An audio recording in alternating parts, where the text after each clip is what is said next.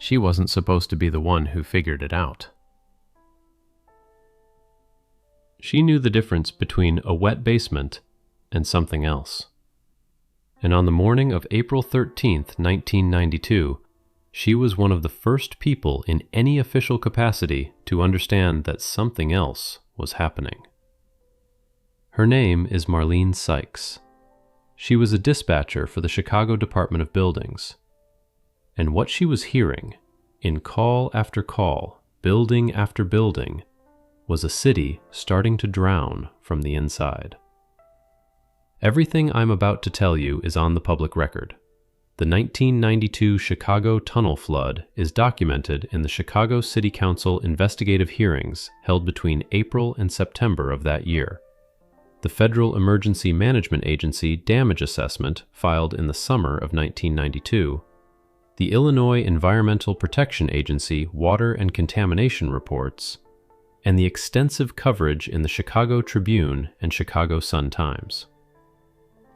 The tunnel system itself, the Chicago Freight Tunnels, 40 feet below street level, appears in the original engineering documentation held by the Chicago History Museum and in the engineering scholarship of Gerald Edelman and others who have written about the city's below-grade infrastructure.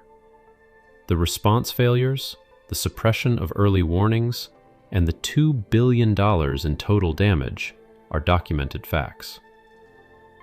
Marlene Sykes is a composite figure built from the documented pattern of what dispatchers and mid-level city employees reported in the aftermath.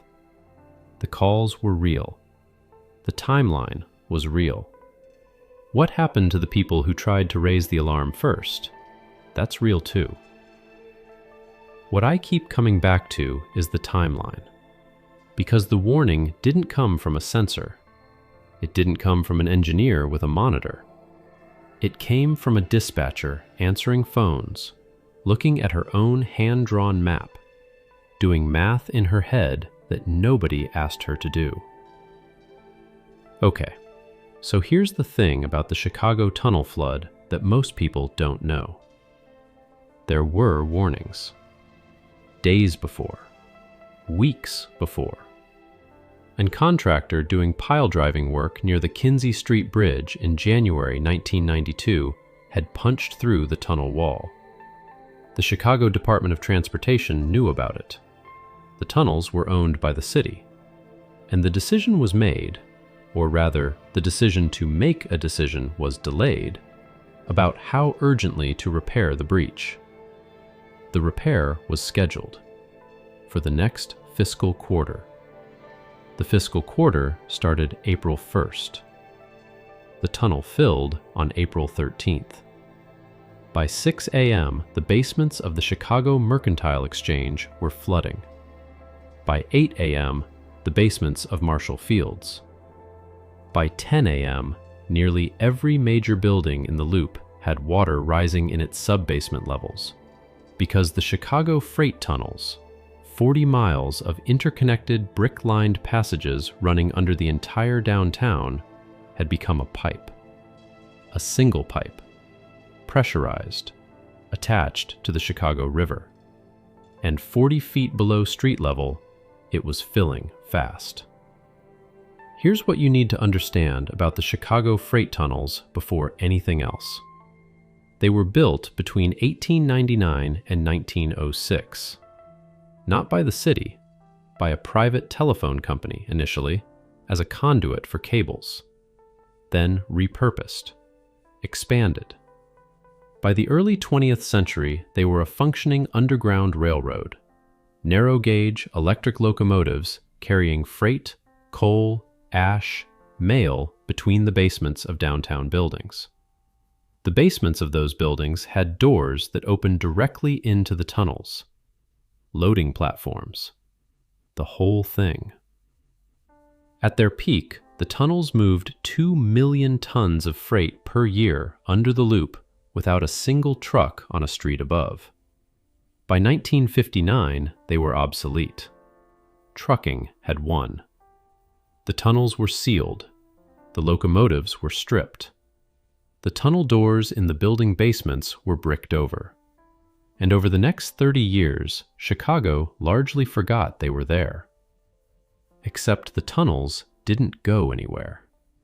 They were still there. 40 miles of them, 40 feet down, still connected to each other, still, at certain points, running under the river.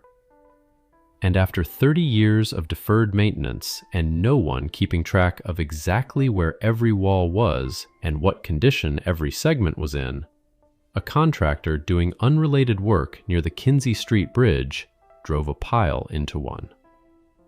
Nobody stopped work that day. Marlene Sykes had worked dispatch for 22 years. She'd covered flooding calls, gas leak calls, structural alarm calls. She knew the geography of the loop the way a musician knows a piece of music.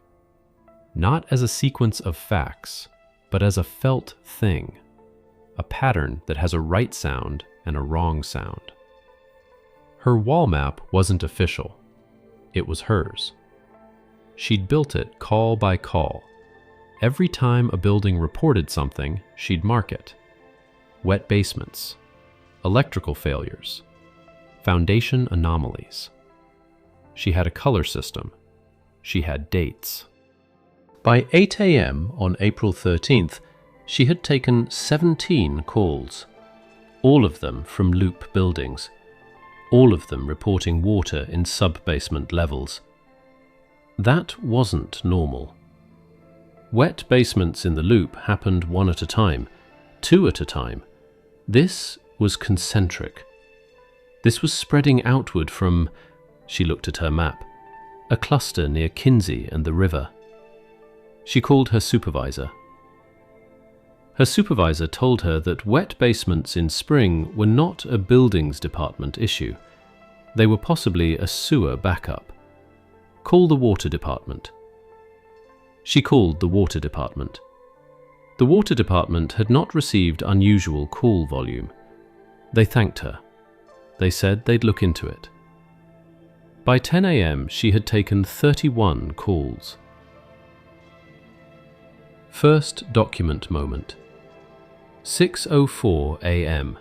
Chicago Mercantile Exchange, sub-basement, water. 7:12 a.m. Garland Building, basement level 2, flooding. 7:38 a.m. Marshall Fields, sub-basement, water level rising. 8:01 a.m. Inland Steel, flooding reported. Those 4 buildings, if you put them on a map, form a rough circle.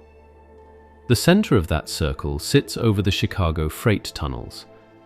The radius of that circle matches approximately how far pressurized water could travel through a connected underground system in 2 to 3 hours. Marlene wasn't thinking about freight tunnels specifically. She didn't know the tunnels were there in any operational sense. Nobody in her department did. Not in any way that was functional. The city's institutional memory of the tunnels had been largely lost over 30 years. What she knew was that the pattern on her map looked like a leak spreading outward from a point source, and that the point source was near the river. She wrote it down. She escalated again. Her second escalation was handled like the first one. By noon, Chicago knew. The mayor's office was notified. The Office of Emergency Management was activated. Engineers were sent below grade. They found the breach near Kinzie almost immediately. A section of tunnel wall, about 3 feet across, where the contractor's pile had punched through in January, and the river had been seeping through a widening crack for 12 weeks, until enough water pressure built up to blow it open entirely. By the time they found it, an estimated 250 million gallons of river water had entered the tunnel system. The damage took weeks to assess. The tunnels had to be sealed from inside, which required divers and pumps, and an engineering operation that lasted through the spring. Buildings were closed. Power was cut to the basements of 250 loop structures. The Chicago Board of Trade shut down. The Mercantile Exchange shut down. City Hall shut down. Cook County offices shut down. The estimated total economic damage, $2 billion. The largest peacetime urban infrastructure failure in American history at that point, and the repair that would have prevented all of it was estimated to cost $75,000. $75,000 for the repair, $2 billion for the flood. And somewhere in between those two numbers is a decision that someone made, and a warning that someone gave, and the distance between the two. Here's the part I want you to sit with. After the flood, there were hearings. The City Council ran an investigation. They wanted to know how the warning signs had been missed, why the repair had been deferred, who had known what and when. The contractor's January work was documented. The notification to the Department of Transportation was documented. The deferral decision was documented. What was not brought into the hearing record, not formally, not as entered evidence, was the dispatch log from the morning of April 13th. What was not discussed, at any point in the public record I have been able to find, was the pattern that a dispatcher had identified by 8 a.m., 3 to 4 hours before the official response began. The wall map went with Marlene when she eventually left the department. It wasn't seized, it wasn't copied, it wasn't cited. It just wasn't considered. Because the official version of events, the version that the hearings produced and the history books repeated, was that the flood happened because of a contractor error and a scheduling failure at the administrative level, and that the city responded as quickly as the situation allowed once the scale became clear. Which is, in a technical sense, not entirely wrong. But it's also not the whole picture.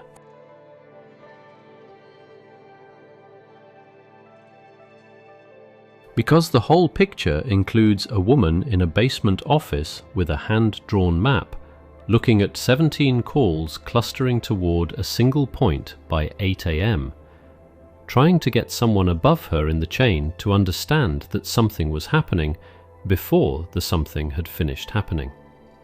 And the question the official record never quite answers is, what would have been different if someone had listened to her then?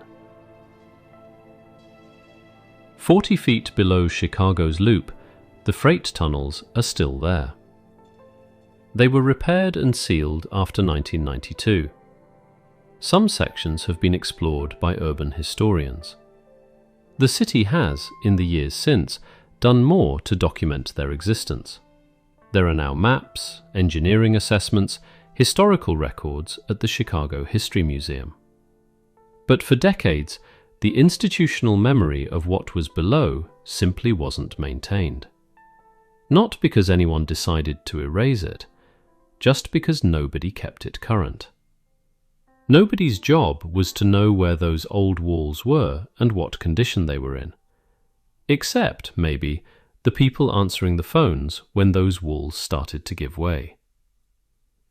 There's a version of April 13th, 1992, in which someone at 8 a.m. looks at a dispatch log, calls a city engineer, and says, "We have a pattern.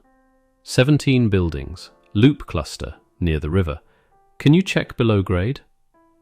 And the engineer goes below grade, and finds the breach before the pressure blows.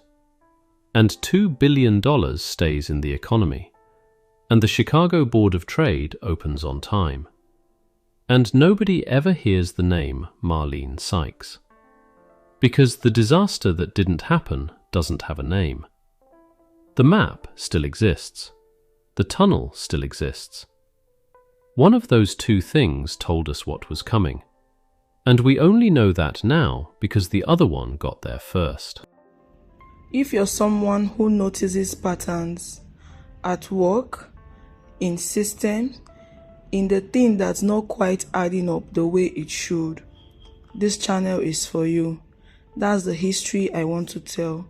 Not just who failed, but who saw it coming and why that didn't matter. If that's something you want more of, subscribe. Every video is a version of this story.